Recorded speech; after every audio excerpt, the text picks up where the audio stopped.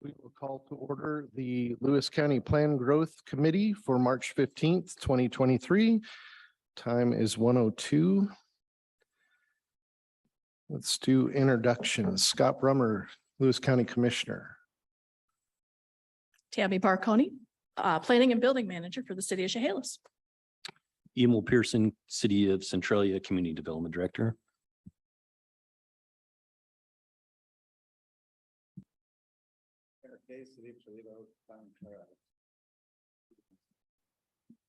Dan Martinson, Mayor Martin. Brian Morris, Community Development, Napa Valley. Marsh Manley representing Mossy Rock. Mindy Brooks, Lewis County. Lee Napier, Lewis County, and facilitating this group in a minute. Public comment, because we're not zooming this, right? We're just recording. We're not. We online? are Zooming. Do we not have anybody from the other cities who are online today? Okay, Okay. so then Megan can skip the Zoom piece, I guess. We can skip Zoom and we Okay. can. Is there any comment, any public? Well, there's no public comment because none of you are from the public. So we're going to dispense with that. And move on to staff. Lee, take it away.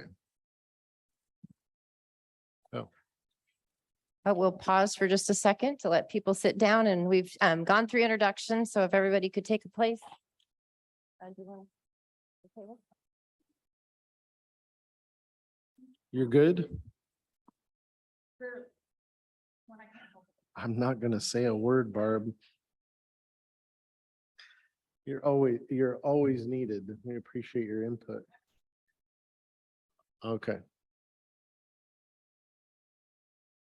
Okay, we'll go back to introductions in just a second.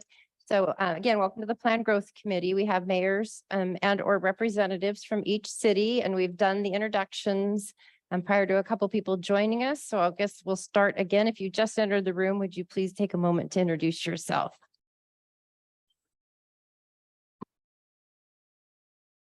Oops. And a reminder to folks, if you haven't been here before, the microphones Megan is recording. So please check your mics, hit it when it's red, you're recording. So thank you. Or you can look up here and it's on. Good afternoon, everyone. I apologize, I'm late. My name is Jill Anderson. I'm the city manager for the city of Chehalis. Thank you, Jill. Barb Russell, Civil Deputy Prosecuting Attorney.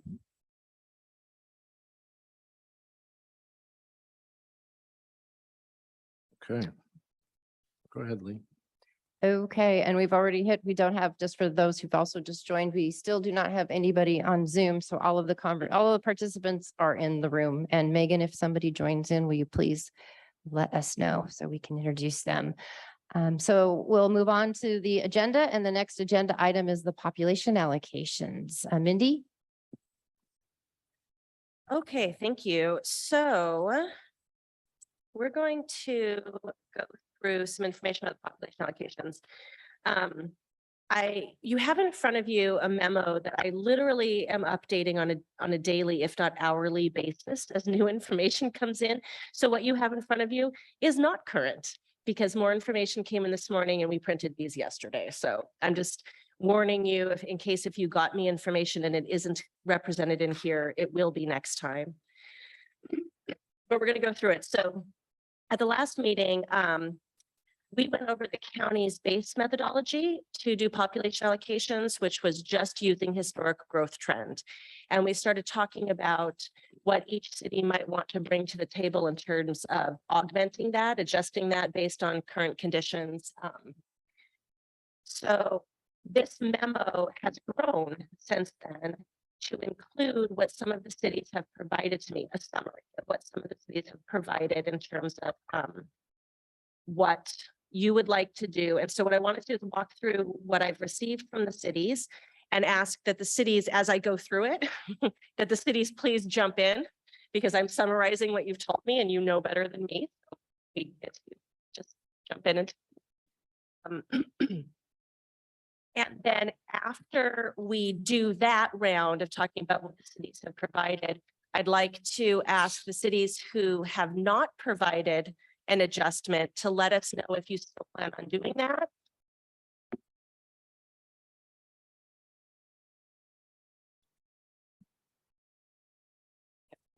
Just chuck it. I want to ask the cities who've not provided me with adjustments, if you still plan on doing that before, because we're rapidly getting close to the end. Just a couple of reminders about this, and why it's just so critical that we right size our populations. Your urban growth area boundary is based on your population allocation. So if you want to expand your UGA, the very first test under growth management is, do you need it? Do you need that to accommodate your 20 years worth of growth? And that's based on this adopted population allocation. So if we undercount for a jurisdiction, it becomes very hard to make UGA expansions. So that's one reason why we got to get it right. Two, your capital facilities plan is also based on your population allocation, right? Your projection over the next 20 years. Both undercounting or overcounting is bad. If you undercount, you're likely not putting enough investments into your capital facilities. At some point, you're going to have to make a huge leap and it'll be very costly. If you're overcounting, you're counting on spending too much money and you don't need to do that. So you don't want to go either way there. And then the other one, and we're going to talk about this today, is that population is the input really into the housing allocations. And we'll go through that in detail today. We're going to get super techie today on that piece. So I'm just encouraging all of us to at this point, to try and be as right as we can about our populations, knowing that OFM gives us a new projection every 5 years. So it's not like we're stuck with this for all eternity, but we want to be as good as we can at this point. Okay, so let's walk through. We're going to look at, let me jump here. Let's look at the, I think it starts on the second page under the underlines where we've got the cities. Is that page 2? Oh, I have the top in front of me. Yeah, okay. So I've heard from Centralia, Mossy Rock, Morton, Winlock, and Vader, and then Toledo came in too yesterday, but they didn't get into the memo with adjustments to their methodologies. And those are in the memo. And I'm going to go over it. I'm going to grab myself a copy, or please give me a copy. Mindy, Yeah. I just want to interrupt for a moment. We have the wrong Zoom link running. So there are people who want to join our meeting. So I'm just opening up my email and I'm going to send out the correct information. So if you want to just pause for a moment, we'll get them logged in. Talk amongst yourselves. Sorry, it was my fault. Do you want me to go ahead? Go ahead. Welcome back. We will now officially start the Planned Growth Committee meeting. Apologies to those on Zoom for the technical difficulty. My name is Lee Napier. I'm the Director of Community Development and will be facilitating this meeting. The meeting start time is 1:19. Megan, will you go over Zoom? This meeting is streaming via Zoom and it is being recorded. For those joining us via Zoom, please remember to mute your phone or device when you are not speaking. If you forget to mute your phone or device, we'll mute you. I will now turn it back over to Commissioner Brummer. So we'll go ahead and do a quick round of introductions so that we get through this and get back on track. Scott Brummer, Lewis County Commissioner. I'm Robert Webster, Winlock Community Development. Tammy Barconi, City of Chehalis Building and Planning. Jill Anderson, City of Chehalis City Manager. Bob Spar, City of Chehalis. Emil Pearson, City of Centralia. Steve Birch, City of Toledo. Eric Hayes, City of Toledo, City Council. Dan Martinson, Mayor Morton. Brian Morris, Community Development for Napa Vine. Marcia Manley, Mossy Rock. Mindy Brooks, Lewis County. Brandon Svensson, Mayor, Winlock. Barb Russell, Civil Attorney from the Prosecutor's Office.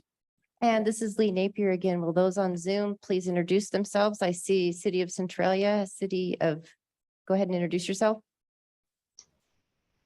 Hillary Hogue, City of Centralia. City of Napa Vine. John O'Neill, City of Napa Vine. And I believe Department of Commerce is online. Yes, good afternoon. This is Catherine McCoy, Department of Commerce. And Laura Hodgson, also from the Department of Commerce. Thank you, Megan. Is that everyone? Previously, we asked for public comment. There was no public comment in the room. I assume there's still no public comment from the room? Is there any public comment online? Hearing none, we'll move on to the first agenda item, which is population allocation. Mindy, please proceed. Okay, so we are talking about population allocations, and as I had said before, last time I gave everyone the base county projections, which was only based on the historic growth trends for each city. And then I had asked the cities to please discuss any adjustments they wanted to make based on their local conditions and data. The homework was to get me the methodology and the data to support that, and a number of cities have done so, and I'm going to go over that. I'm going to summarize it, and I encourage the cities to jump in as I summarize to clarify or correct me, because I probably won't say it exactly right. And then after that, the cities that have not provided any adjustment language, what I'd like to do is hear from you if you plan to do that, or if you're just going to accept the county's growth projection, which is just based on historic data. So for those of you online, the memo that's being shown on the screen and that is in front of everybody in the room is being updated like daily, hourly. It does not include everybody's information at this point that I have. And so it's not accurate, but I'm going to explain where it isn't accurate so that we can talk about that a little bit too. So let's move to page 2. And we'll talk about how each of the cities, a little bit further down, Megan, to City of Centralia. There we go. So City of Centralia has actually done a lot of work around housing at this point. They're doing a housing action plan. And so their approach, and again, Emil, please just jump in if I haven't summarized this correctly, is kind of to back into the population projections, looking at the housing that they have and the housing they think they're going to need over the next 20 years. So it's sort of a back end approach to get to the population allocation, which ended up being about 2,000 more, I think, than the historic trend had. I think we were around 26 or so, and you're about 28. So that was their approach. Emil, you want to add anything about that? Sure. I think one of our goals was to take the housing plan that's being conducted, it's in a draft form right now, and taking a look at what the state housing numbers were for us and what areas we were low in when it came to affordable housing or not affordable housing, the number of units, and then kind of like you said, just backing in from there. So when we go to the housing portion, we'll look at kind of an option C. But yeah, the numbers that you have for us is correct. Thank you. Great. So that was a unique approach that Centralia is taking. So what we're doing is we're just changing the numbers in here. So this memo just says this is how we're doing it. I do have the data from Emil, so we can back it up with OFM if they question our approaches here. And then so you'll see as we get to the last page that we're just taking that straight data, and that's the answer for that. So City of Morton responded that they would like to just use the base methodology. So they'll just take the county projection based on historic growth trends and go to the next page. It actually starts at the bottom, City of Mossy Rock, but the explanation's on the second page. So City of Mossy Rock, they did a capital facilities plan update for sewer, and that included population projections going out. So there's a little bit of an explanation of the methodology that their consultant used and then the table there. So again, because they had a consultant do some specific work that's in a capital facilities plan, those are the numbers that we'll be using. And I don't know, Marcia, if you want to say anything else about that. Okay.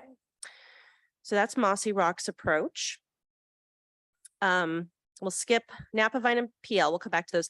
City of Toledo did get me data yesterday, but it was after we printed the documents, so I didn't have time to get it in. So it isn't in here.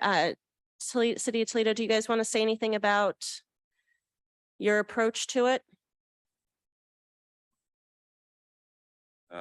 Items that were currently in process, although they have not been approved by council or planning, but items that are deep into the process, annexation and subdivisions, and apply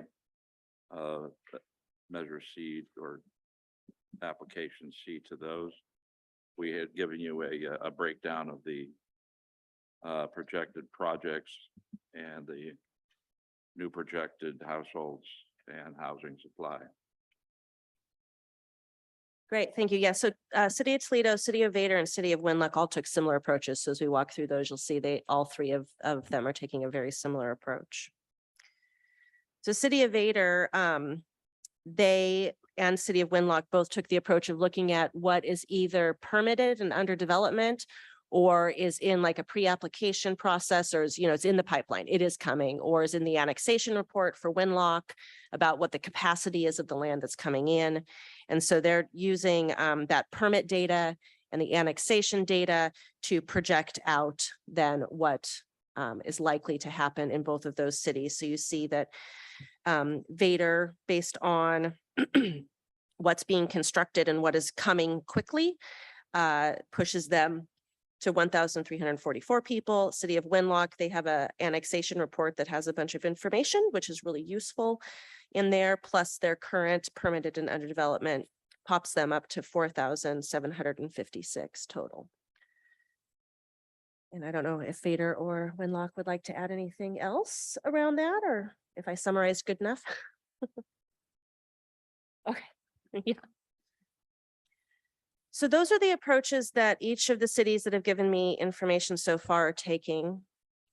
We need to figure out the other cities, and if you just want to use the county's data, or if you want to do something similar to what the other cities have done. If you do want to do that, I need the information ASAP, because we're going to move into the housing piece next in April, the next meeting. We need to adopt both and push them on to Planning Commission, or else we won't get through the process by the end of June for BOCC to formally adopt these ahead of our periodic updates. So we're in a time crunch, and I'm sorry about that, but it is what it is. So I'll turn it over to Lee to facilitate a discussion. Any discussion? Any questions of Mindy before we move on to discussion? Okay, if not, discussion, Tammy? So we took a similar approach as Winlock and Vader did in determining what our population will look like in 20 years. And I just looked at the 4 largest development areas that I know are coming our way. I looked at the Raindrop property. I looked at the Newaukum properties. I looked at, we call them the Tarragon properties. It's a 280 unit apartment complex that's going in on Jackson Highway, and the Kennecott Villa project. Looking at all of that, glad we're all sitting down. I came up with 24,000 units, over 24,000 units. And the population on that would be somewhere around 62,000. If it builds out at the highest density that it can build out. That being said, I don't think that that's going to happen. They have critical areas. They all need to provide water. 2 of the developments they know are going to have to do water towers. So that's going to take up a large chunk of space. And they are all interested in doing mixed commercial and residential. So they'll be adding grocery stores and that type of development within their developments. So taking all of that into consideration, we went with a what we think is a conservative number, a total population in 2045 of 31,202 people. And that's including what we currently have. Yeah, we expected you would probably pop your number up quite a bit based on your South Chehalis area. So I was expecting something big. Yeah, yeah. I calculated the number the first time and said, oh, that hurts. No wonder I'm tired. Expletives, right? Yes. Yeah, so if you will just email me get you that. your data, and I'll throw that into the memo, and We'll get it for you. we'll put that in there too. Commerce and OFM are just going to be like, holy crud, Lewis County is growing. Well, We know that. but we know that, yeah. And I was going to say, just based off the last 3 years, I think we've put in close to 200 units just in the last couple of years anyway. So and doesn't show any signs of slowing down. We've got another 500 in the pipeline. So yeah, to me, it seems like a number, whether we like it or not. Okay, and then, I'm sorry, City of Napavine, Mayor O'Neill. Yes, this is me. Has the city, I'm kind of a fly on the wall today. I'm just here to kind of listen to what's going on. Brian's our representative. He's more than capable to share that information. Okay, has the city given any thoughts, or would you like to go with the county's methodology?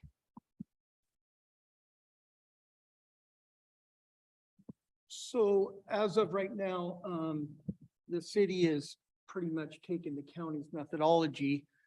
The concerns that Napavine has is we have a consultant that's been working. I believe we're the only town that's doing the housing action plan through Commerce. Centralia also is. It puts a lot of unforeseen what's going to happen in the future with the density and different types of housing on lower lot sizes, all kinds of things. Napavine also, we felt like we went through a pretty good growth period, but we went down 200 in population. And that's kind of, we don't know. They just tell us we need to do our own census. Well, we won't because it's pretty spendy. So we know that we go off of Napavine had the huge developments go in 2006. They are just now being built out. So we have quite a few short plats and whatnot, but until we're done with this housing action plan, it's a best guess. So Napavine would like to put in for ours, but we do not have our action plan done. And we do not know really what direction that is going to send us. Is your housing action plan on the same delivery schedule? Is it, I'm assuming it's grant funded, is it the same delivery timelines as City of Centralia? I imagine so, because it sounds like we were in the first year. You guys? Say what? What year are you in on your housing action plan? Well, it has to be done by June. Yeah, same ones ours. Okay. Is it possible for the county to reach out to your consultant to get some data from your housing plan? Is that information available for release yet? Ours, however, is not.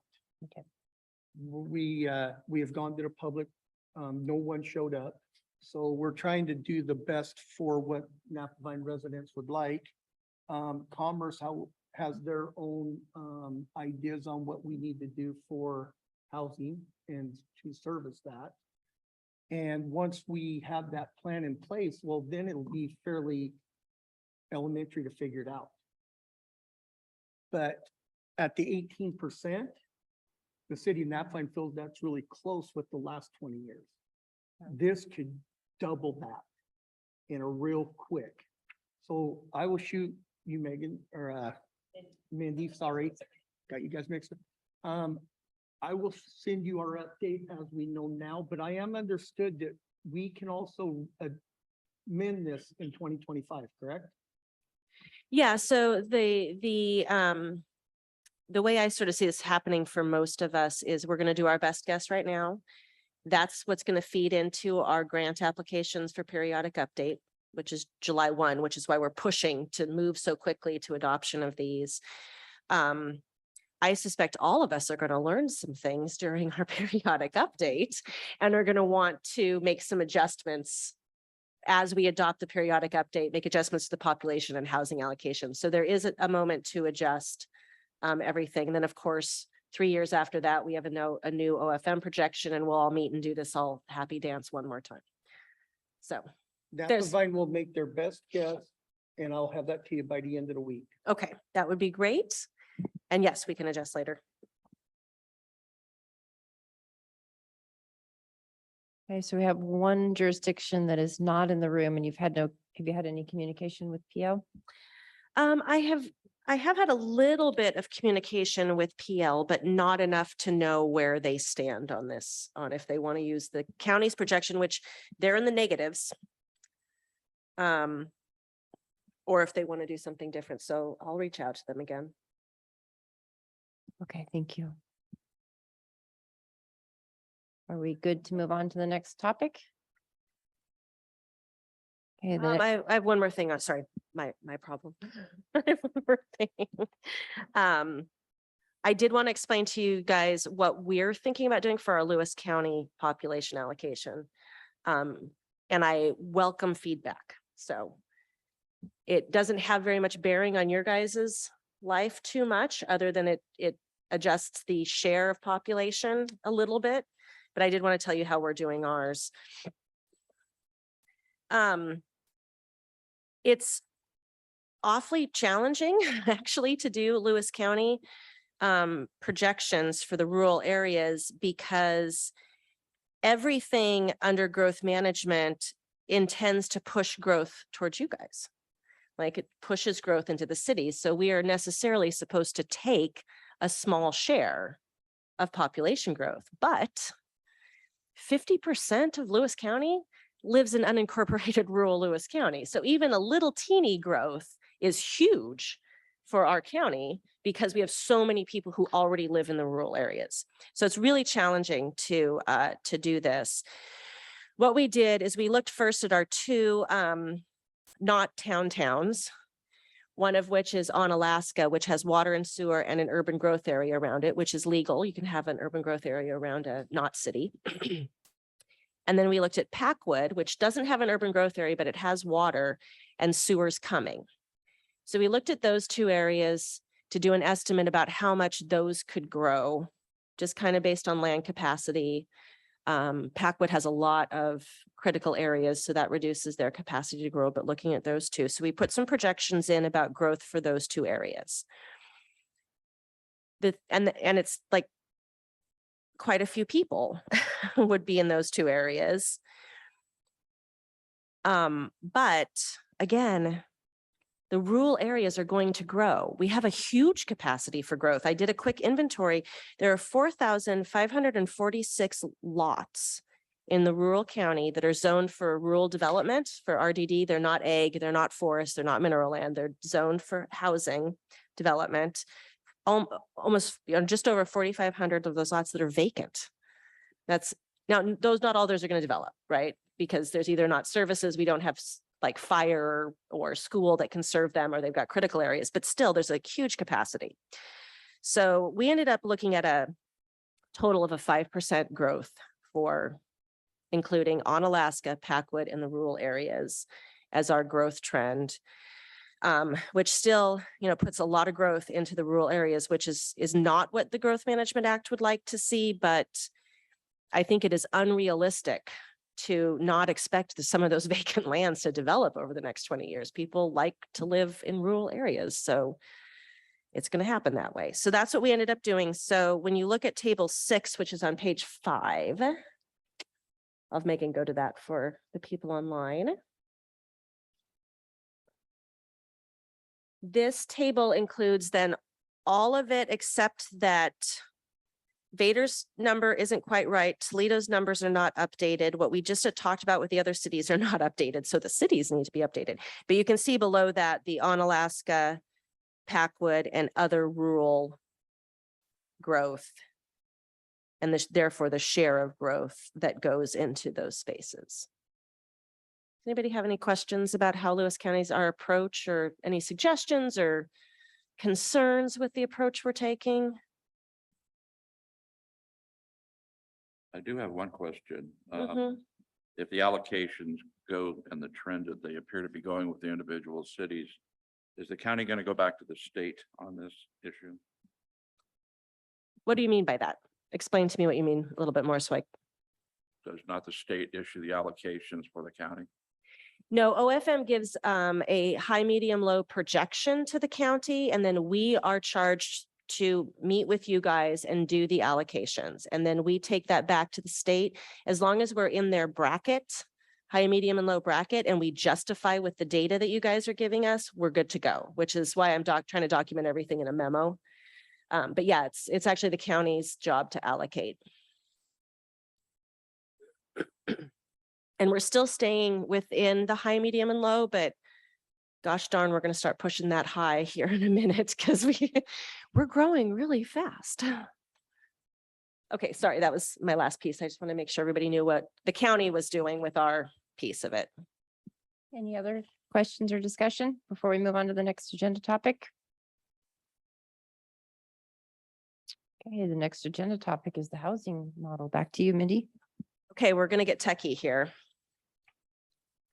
I'm gonna ask Megan to pull up the new housing stuff. So we introduced the housing model last time to everybody. We were looking at a draft. Oh, and now we are looking at the final. So Commerce finalized the housing model and the guidance. It's- Emil, did you have a question before we begin? Oh, yeah, sorry. I do, if you don't mind, maybe Catherine online maybe could answer this. And it's something that we kind of discussed the other day, which would make a difference for Centralia. So can you hear me, Catherine? I can. Thank Okay. you. So one of the questions that the city of Centralia is having, at least what, we're not really having an issue with the population and everything like that that's being projected out. But one of the discussions we've had is giving certain UGA areas back that have completely developed on a septic systems. And I mean, you're talking, hundreds of units in this case. And they're closer to maybe 1 unit per acre or less. Is there going to be an issue with Department of Commerce if we give areas like that back to the county and remove it out of our UGAs? Our consultant from Burke Consulting has said, well, you may have an issue because you're already serving it with water and electricity. But because it's not on sewer and sewer is really not unavailable at all, do you see any issues with the city basically giving those areas back to the county and looking for areas that can get to closer to 4 units or more units per acre? Oh, boy, that's a great question, Emil. And that's something I recall you asking at our last meeting, and I'm working with our subject matter experts in commerce to help me answer that question. And it may be something that we have a separate meeting about that, or come to the Planned Growth Committee and explain that.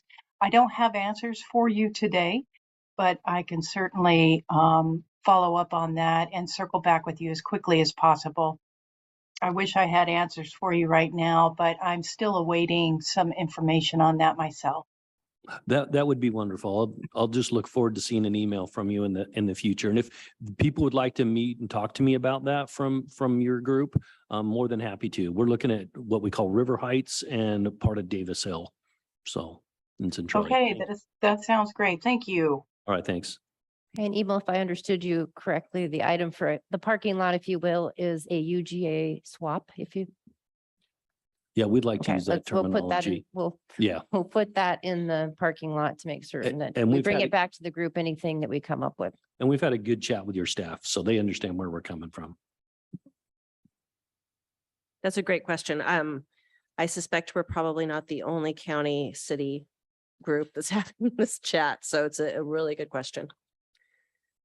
Okay, so what I want to do is walk through this model with everybody. It does include the information that is in the memo, but it doesn't include the new information that we've talked about today from population. But I want to just walk through it so you guys know how the model works. And to ask questions, we do have Laura with us from Commerce, who leads the housing piece. And so we have the expert online. If you guys have questions, we can just go ahead and ask those. Okay, so we're starting with the orange tab on the bottom. The first thing you do is you put in your population into that step 3. So after we calculate all of our population projections and we get to, what's the total growth for 2045, you put that into the step 3 number. And like I said before, you have to be within the OFM projections. That's the table 1 at the top. So there's the low, medium, and high. So our number has to live in there, right? The medium is what OFM thinks is most likely for our county. The other 2 are just statistical deviations to bracket it, but that we have to live in there in that piece. So that's the first step of what you do. Megan, would you go then to allocation A? Okay, so from there, the next thing is in that bright blue column there on the left-hand side. you put in the share of population that each jurisdiction gets, right? So of the total population growth, how much is going to each jurisdiction? So it's your share of population growth. We put that in there. This entirely comes from the population allocations. This is why it's really important that we get that stuff right. And then next to it, you get the estimates on housing. So I'll talk about the next column. So you got each jurisdiction, and then the next column over says estimated housing supply and allocation. Estimated housing supply is Commerce, their estimate on the housing that you have now. Right? So in 2020, this is what they say you have in terms of housing. And Laura, jump in if I say something wrong.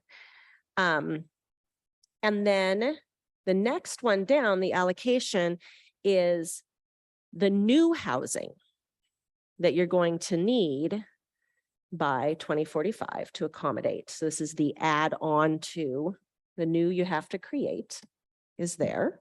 And that's a total. So you see that's your total. The top is us, Lewis County. So it's the total that estimated total that we have now and the total that we would need to create. I'm going to we're going to pick on Centralia because I know Emel's okay with me picking on him a little bit as we go through this. So let's go through and just use Centralia. So Centralia, their share of population growth is what, 43.94%. So of the total population, 44% is headed to Centralia. That number is going to change when Chehalis's numbers come in. They're going to get a nice big chunk thrown their way.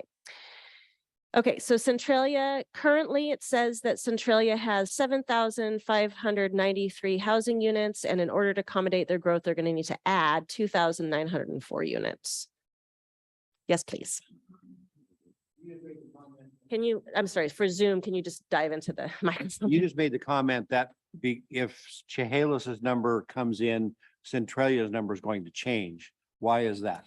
Because it's the share of population growth. So if Chehalis is taking a larger amount of the total population growth goes over to them, then it changes everybody else's share. Because this is your share of total growth. Well, I guess if you're going to project what your population growth is going to be over a 20-year period, that's just going to increase the overall population growth of the county. It's not going to steal one from another necessarily. It's not, but it's going, if they are going to grow by a bunch more and your growth stays the same, like if they're going to grow to 30,000 and you're going to stay at 2, I'm making numbers up because I can't remember, then your share of the total is going to go down The percentage. and their share of the total is going to go up, even though the total did change too. So it's not a horse trading exercise, but it is going to change your share and their share. Okay. So if their share is going to go up Right. and everybody else is going to go down a little bit, Got it. essentially. All right. Thank you. Yeah, absolutely. Sorry, forget to turn it on. Are you going to provide us with those percentages? Yes. Thank you. Yeah, as soon as I get the data on the from all the cities, this memo will go back out and that page 6 has the percent of share. And one thing to remember, this chart isn't about population. This chart is about the different types of housing. So we'd love it if Chehalis takes a larger chunk, because then we don't feel obligated to have to build more. So. Yes. Everybody's like, no, please take more. That's right. We will support you in taking more. Yeah. So that the memo that you guys have in front of you, that table 6 is where we put in the share of growth. So that'll be updated based on all the data that you guys get me. And then it's just an input into here. So we just put it straight into this piece. Okay, so still picking on Centralia. So we went over there what they have and what they need.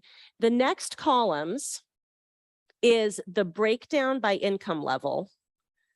So what Commerce is saying is, of the total housing, you need to be able to show that you're going to be able to provide it. And we can explain what we mean by can provide it at these levels for these different income brackets. So the first is 0 to 30% AMI. So their first column there is the non-permanent supportive housing. According to the estimates, they have 578 existing housing units at 0 to 30 non-PSH. They need to create 831 new houses at that level, or new housing units, I should say, not houses at that level. The next is the permanent supportive housing. And you got those numbers there, and then it goes into the 30 to 50% AMI, 50 to 80% and on up. There is also an emergency shelter in there. So Mindy, where can we find, this is pretty elementary question, where can we find that income data? So if I'm wanting to know what income is 30%, where do I find that? Yeah, absolutely. So I don't remember if it's in this, Laura, is it in this table already, or is that, I can't remember if this model has our. It is not. I can look it up for you and send it in the chat. Thank you. A second while you're working. Also, I just wanted to say, when we say that this number of units needs to be created, I just wanted to clarify, the role of local governments is not to build the housing, it's to allow it to happen and to encourage it to happen with its other regulations and programs. So if you allow that type of housing, so the 0 to 30% AMI housing, that many units on the ground, and you are working to remove barriers to that housing being built, that fulfills what the legislature was intending. It was not meaning that local governments have to make sure they have the funds to go out and support the private market in building that. So just want to make sure everybody was aware that that is a understanding of this document, that the local governments do not have to build it, but they have to allow it. Yes, thank you. That's a really important clarification. We did talk about that last time, but it's important to keep in mind that the jurisdictions aren't building housing. They need to zone to allow it and remove barriers to it. That's what they have to do. So I got a question. I mean, affordability, I agree with it, and it all sounds beautiful, but I'm just going to be serious about it. We can give zoning and everything else, but even if we did no permitting, no land use, no nothing, what builder is just going to give somebody affordable housing? I mean, They're not. Anything under 50% will have to be subsidized. I think this is why it's important what Laura said, that this is about making sure that you've zoned so that it could happen, but we're not on the hook to prove that it happens, because the market will not produce housing under 50% AMI. It just won't.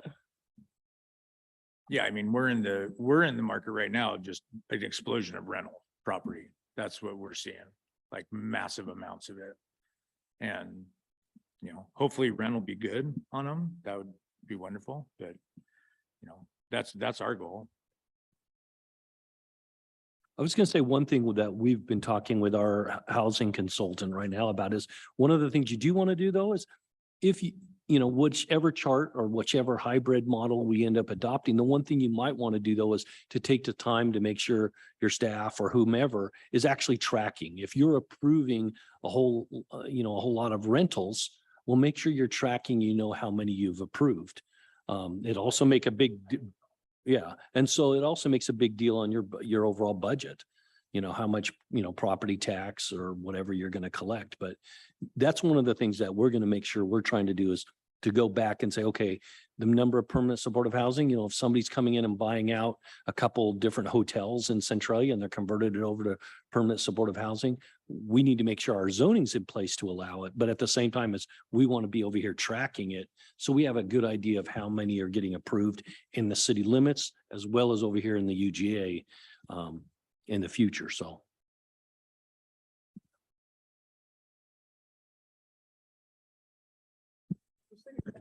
Is putting in, same thing, lots of rentals.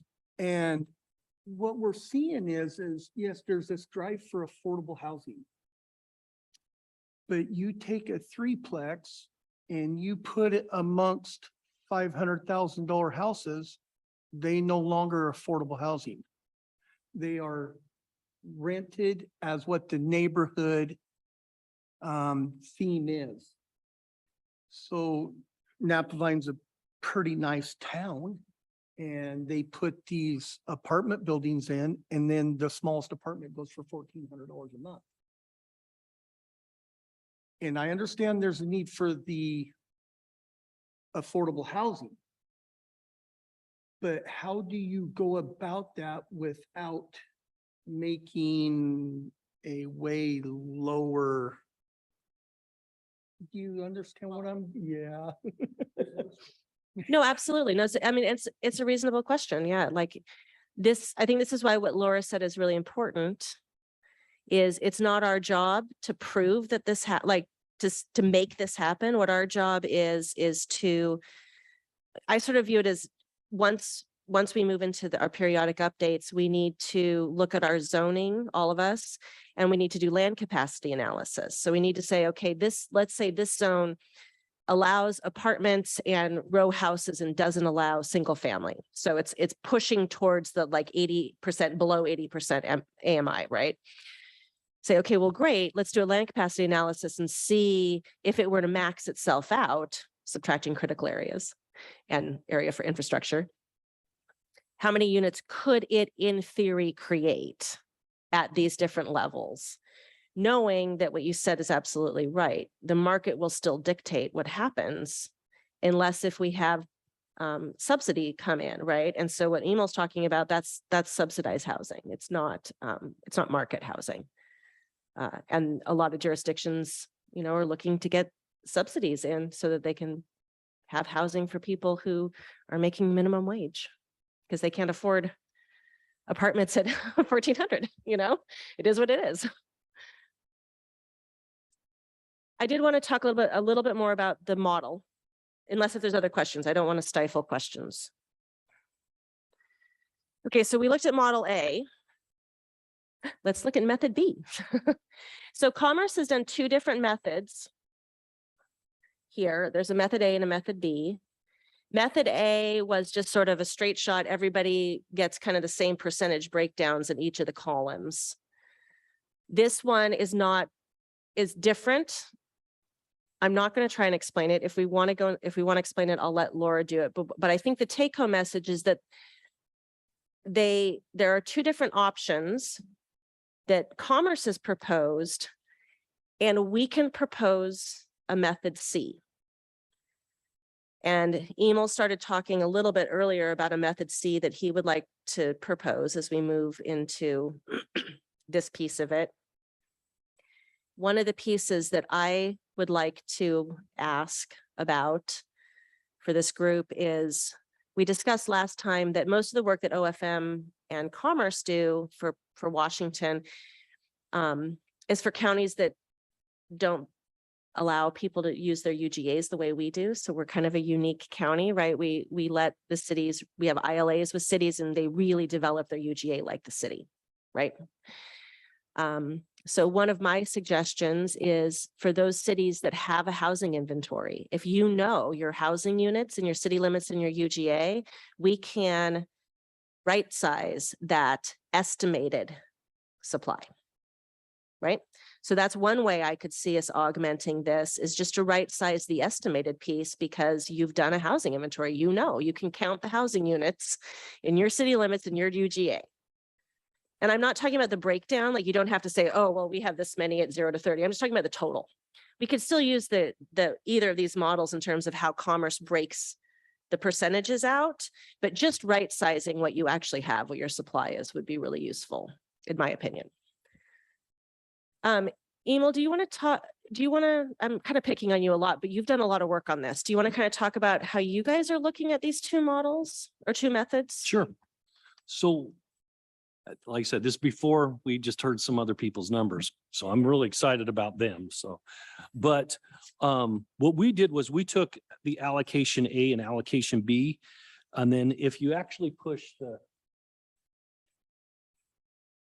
comparison button, it'll actually go and tell you if you're, high or low. So for instance, Centralia, we know which one we have.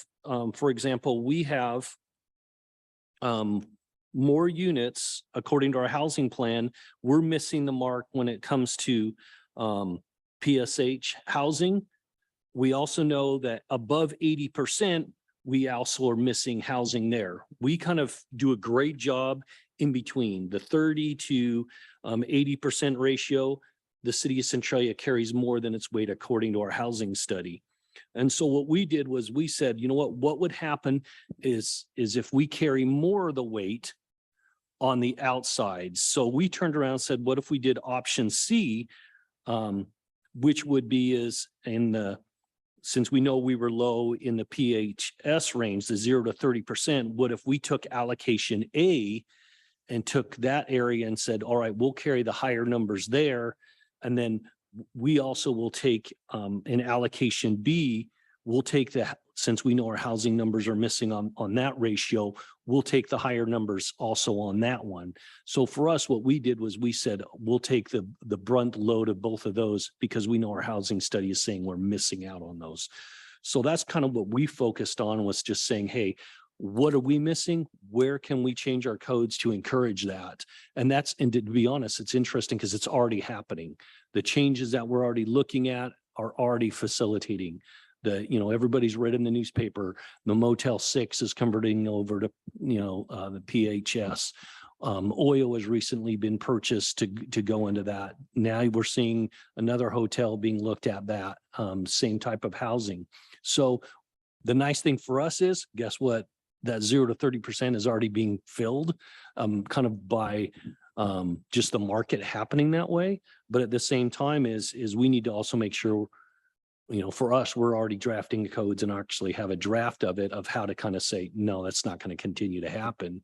But at the same time is according to this and the numbers that are encouraging us, we would look at an option C based off of that, based off of what we're missing out in the city of Centralia. So. Yeah, thank you. And say, if you look on the chart right here, if you just take what's already plugged in, you can already see where each one of our communities is high and low. And so, I mean, it's actually really nice if you go, oh, you know what? Actually, we do seem to have a lot of apartments. Maybe we need some market grade housing or something like that. So. Yeah, and I think, what you're pointing out is a healthy housing stock in any jurisdiction would have all the housing, right? So that you're housing everybody at all their income levels. And it also creates an ability for people to move up and down, right? Because even if your income doesn't change drastically, your circumstances do, right? Like you're single and then all of a sudden you have multiple children and you want a bigger house, and then your children leave for college and now you want a smaller house. So there's really good reasons to have a solid diversity of housing options within your jurisdiction. So I think the approach you guys are taking is right. You're looking at where are we missing? What do we have enough of and where are we missing? And how can we focus on those areas? So the homework, besides the cities you guys told me what methodologies you want to use around population, just email me the data. The other homework piece is to look at this model. There's guidance behind it. There's the methodology behind it. It's all on Commerce's webpage. We'll make sure you guys have a link if you don't already know where that is. And start thinking about soon, like in the next couple of weeks. Do you guys have an inventory of housing that you can share, your existing housing? That'd be the first step, I think. And if you do, go ahead and send it to me because I can plug that into the model right now if you have it. Or if you think you could do a better job estimating it, you can do this through GIS too and do estimations as well. And then the second one is having some, thoughts with your staff or your consultant about what Emil's pointing out, that there are a couple of different methods. We have the ability to combine and move things around as long as the total pieces of everything, as long as we're meeting the mark in terms of what Commerce is intending with this. So no, not everybody is going to get to say, oh, well, we all want to take the higher on the 100% above. That's not going to work. We need to even out across the board. So like Emil just said, we're going to take a brunt of the lower because you're missing the lower, which actually is really helpful to many of the other jurisdictions, because if they take more than the models had allocated to them, then Some of the other jurisdictions can take less. That's a helpful thing. For some of the jurisdictions where it might be hard, particularly the permanent supportive housing, that might be very hard for some of our smaller jurisdictions to produce that kind of housing. So yeah, that's your next homework assignment, because we're gonna need to adopt these things next time. So do we all have to agree on a method, or can each jurisdiction choose an A or a B, or as Ema's doing a C? I think what we're gonna do is, I'm gonna call it method C, and it's gonna be a hodgepodge of things that are justifiable, right? Because I think Emel's justification based on the work that they're doing is a solid justification. But at the end of the day, when we hodgepodge a method C together, it does need to come out square with Commerce's approach. So we can't all choose a method C that pushes all the housing to the above 80%. That's not acceptable. We still have to even out in those columns, even if the numbers shift between different jurisdictions. I was going to say, one of the things we definitely need to look at though is the bottom numbers. So for instance, you know, you have a total population of 96,000, let's say on the screen, 31,000 here, 40,000 here. Guess what? You guys don't even have to worry about it. We took care of everybody for you. That's not going to work either, because there's a bottom number of how much, you know, the PHS housing, how much of this in each ratio. What's really going to end up is, you know, we're going to all have to sit down, and Mindy, you're going to actually get to flush this out as, all right, we have to have so much of this types of housing, so much of this. Where's each one of it going to go? So we may say right now, oh, we'll take high. We don't have to take high anymore, because we are going to share this numbers, which is great. And so I think there is going to be some sitting down and going, okay, how is this going to work? Because it's going to look a little bit different than what's on the screen. I would like us to do that at the next meeting. I want everybody to come ready to really get into this so that we can hash it out and come up with an answer at the end of the April meeting. So it's going to be more of a work meeting and less of us just chatting. So it's going to be important that everybody take a look at the model, at the guidance, dive into it, think about your own inventory of housing and where you're lacking. So do you get a copy of the housing unit population that we send to OFM and the water facilities inventory for each town? Because it has all the information. So I'll say again, everything that's in this model here is what Commerce has provided. And that is based on OFM data, and it is based on Commerce data, right? So I haven't done anything with these models other than put in that population share. That's all I've done. But my only suggestion is to take a look at that existing housing supply estimate that Commerce has put in and see if it's right. Because I think that's the first easy thing for us to fix, is if it's not right and you have better data, let's just put the better data in.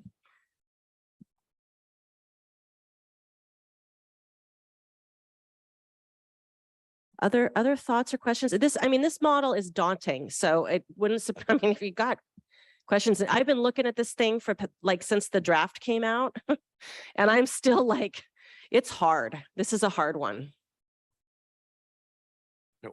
So maybe I might just ask, not questions, but maybe reactions, and then we can get some reactions and then we figure out how to work on this. Go ahead. I was just asking, Commerce might know too, but I know legislation's been presented or talked about not having parking for like apartment complexes and such like that. And I don't know the exact number. I mean, I have it back in the office, but I know Winlock's low, you know, as far as finances for many people. Transportation, that's a big thing for, I know, especially the rural areas, you know, having people who don't have cars and trying to plan to have areas where people don't have cars. You know, Centralia, you can make the Motel 6 into an apartment complex easily because you have a Safeway that's a block away. You have, you know, I know it's no, I know it's not easy. Trust me, I know where it's at. I'm just saying, I know it's not easy, but I'm just saying, you know, there's a Safeway just blocks away, and, you know, you have the facilities to actually have people be able to have a life where if you're out, I mean, it'd be like out in the county, you know, if you're way out in the Goat Rocks of Randall, you're not walking to Safeway. You know, so I mean, that's just something I think about when we're trying to do a housing action plan to try and figure out how we're going to accommodate everything. That's a big trigger. It's a really good concern. And I'm assuming that the cities are all working with the Association of Washington Cities, because I know they've provided quite a bit of comment on that particular bill about the transit oriented development and the changing of permitting requirements or allowances around there. So. And I will say on those, a lot of those were the substitute bills that are coming through right now. None of us have to worry about them. Well, these guys will in the future. We'll barely have to, but right now, a lot of the substitute bills that are coming through are only applicable for 25,000 and up. And then some of the newest things also says, well, and you have to be in a county that's over 275,000 people, which none of us are. So there is some though that I would be to watch really closely for you guys. One of those is what they call a lot splitting bill. That allows lots to go down to 2,000 square feet in size. That one I would be concerned about. That's terrifying to us. We have Yeah. 1,400 in our MDRs, the lowest they can put down 1,400 square feet, which is We won't do that. no. And we have people that are opposed to that for sure. So, Yeah. but I mean, it's small, you know, and there are a lot of people though that want, I mean, tiny homes. I built them years ago and there's a lake down in Oregon where there's, you know, hundreds and hundreds of them that are pit set, and, you know, people just want this tiny little plot of land the size of this table. You know, that's all they want. So yeah. So in our housing action plan, the thing that came up in Napavine was ADUs for everyone. Well, I believe though, so many small cities, it has to be relative. It has to be relation. They have codes that say it must be immediate family or better. Where an ADU could be a graduating student to somebody that finds themselves alone at the end of their years, and they're able to move into an ADU that is in the back of a nice home. It's still controlled, but we meet the affordable housing and what And you just have to legislate. Rob said. I believe that it's part of the housing action plan that we're working on. I have feelings that Troy's probably looked at it too. right? Well, actually, we already you have to allow ADUs everywhere. So all residential zones already have to allow the ADUs. Emil, is that So- there was a bill that was the- going to require you to allow 2 ADUs. Did that one That's- die? No, that one's coming through. right That now. one's still coming through. So that, and- yeah. And if Catherine's still on, she may be the best one to answer some of those questions. So. Hi, Catherine, did you still hear the question? here. Thank you. We are working on a guidance document. We're updating the 1994 ADU guidance document based on the fact that it's old, and also new requirements, as Emil just mentioned, for providing accessory dwelling units. Now, I didn't quite catch the question. I think the question was, there's a bill going through, we believe, that would require 2 ADUs allowed in cities. I haven't been tracking the city stuff very specifically since I'm county. Well, Is that I'm not common? actually tracking that too closely myself. I can tell you that our recommendations for ADUs in cities, in urban areas, would be to allow up to 2 accessory dwelling units per lot. Now, in rural areas and in unincorporated areas, the guidance is to channel detached accessory dwelling units into those more urban areas. So internal attached accessory dwelling units in rural areas, we're making recommendations for that. They haven't come out yet. We're in a draft form. We're looking for your comments on that actually from March 15th to March 18th. I'll make sure everybody in this meeting gets a copy of the recommendations. But, you know, I can't really say on the legislation right now. Just waiting to see how that comes out. It may come to pass. I just don't know at this point. Okay, thanks. Yeah, I've heard of that bill. but I don't remember, a lot of bills that come through, like you were saying, Emil, the other ones that you don't have to worry about, they tend to focus on larger jurisdictions. And a lot of the transit oriented development stuff usually focus, a quarter mile within the higher, I don't remember the term for those, but it's like the ones that have the most frequency of stops, the higher frequency stops, it's usually like a quarter mile from those. So a lot of times those bills will end up dropping the smaller jurisdictions either by size or because they don't actually have that level of a transit stop. And again, I don't pay as much attention to that because they don't affect us. And I was going to say, Department of Commerce does a really good job. And I know last year they actually put out a document that all housing bills that went through from 2019 to 2022 that just came through, and they actually have it on their website. That maybe Catherine could even send that to you. And then you can read through what's applicable to you, what's not. We watch those carefully because some of the things say 20,000 and up. It's not applicable to us either. So just make sure you kind of pay attention, and we can all help each other out that way. So. Could I ask you one more question? Or might be a stupid question. But has the county had any conversations about expanding transit by any chance? I mean, I know that, I know they went aside from Cathlamet, they're the Wahkiakum transportation thing. So it's already been expanded. There's routes that are going all the way out to Morton. They've connected to Kelso. That was part that was those routes were just included. That, however, is on that's a grant. So, long-term funding and how successful that is. Twin Transit is working on those efforts. So it is the goal to connect all up and down the corridor and out to the east end. Okay.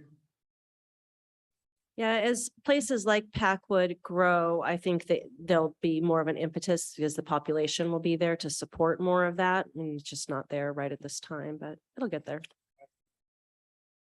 It is going to Packwood, yeah. I guess I was thinking more of the frequency of Those service. are vans. Yeah, that's van service, which makes more sense at this point just because of the number of riders. But and eventually, the goal there too is to utilize hydrogen technology to run the buses. Mhm.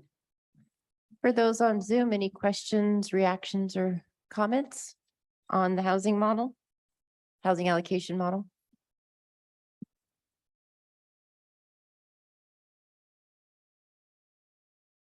I guess I didn't need to come off camera. I'm not even sure if I am, but I think you guys are doing a great approach, looking at your capacity and bringing all the information to the table to look at a method that works best for you. And everything Mindy said is spot on. So great work. And if you have any questions as you move forward, we'll be here. So that's all. Thank you, Laura. Last call in the room. Chance to process any more? I'll just say too, the county is implicated in this. We also have to have a breakdown of housing. So we're not outside of this either. It's exceedingly hard for the county to hit those lower numbers because unless there's sewer, we can't do multifamily, which means that Onalaska and Packwood become kind of some of our only places. There's a few others we can look at too, but those become kind of our places where we have to look at that. And I'm sure you can imagine how excited those communities are about apartments. So that's fun. But we do have to look at this too. So when we roll up our sleeves at the next meeting, we're going to be in that nitty gritty as well, because we're going to have to figure out how to zone to allow this stuff too.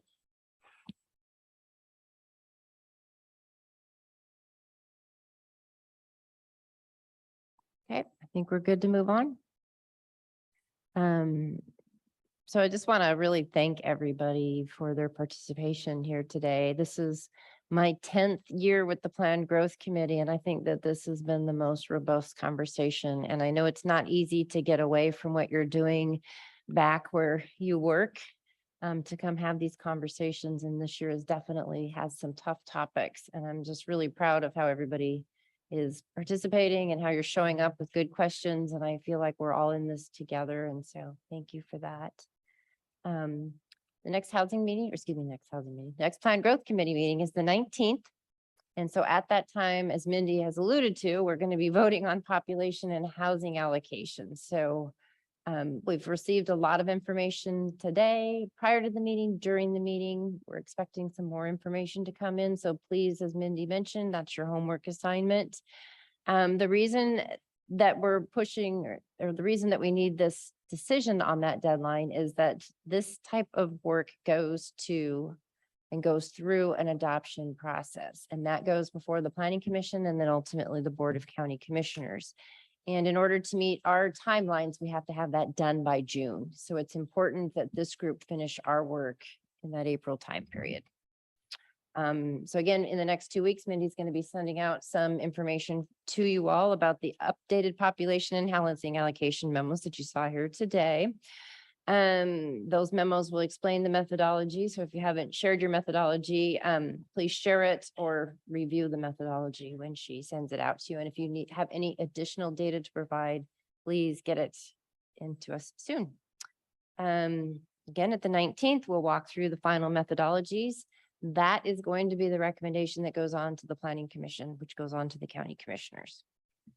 And I don't know if the group realizes that the agenda has changed, but we are not talking about the periodic updates today. So that will also be on the agenda for next time to talk about the scopes and making certain that we're all supporting each other so that we're scoping these projects appropriately and getting the grant funds that we need in order to make that happen. Any questions? Yeah, so just go ahead and, email me directly with any and all data methodology stuff. Obviously, the sooner the better, because then I can get it in and I can start plugging and playing with it and sussing out how we're going to do this housing thing. Does anybody have any other comments, questions, concerns? Nothing? Nothing online? All right, we are adjourned. Thank you, everyone.